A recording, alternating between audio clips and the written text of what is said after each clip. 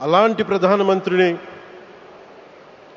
చాలామంది ఆయన మీద మాట్లాడుతూ ఉంటే, ఆయన్ని అనకూడని మాట్లాడుతూ ఉంటే నా గుండె కదిలించేసింది, నా కన్నీళ్ళు వచ్చినాయి, బాధ వచ్చింది.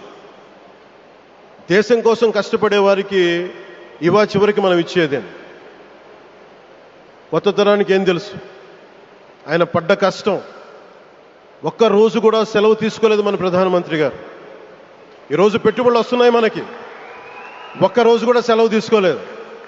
శత్రు దేశాలు, మన అభివృద్ధికి ఈర్ష్యపడే పశ్చిమ దేశాలు, వీటన్నిటినీ తట్టుకొని ఒకవైపు విదేశాల్లో ఉండే శత్రువులతో పోరాడాలి, దేశాన్ని అభివృద్ధి పదంలో తీసుకెళ్దామంటే అంతర్గత శత్రువులతో పోరాడాలి.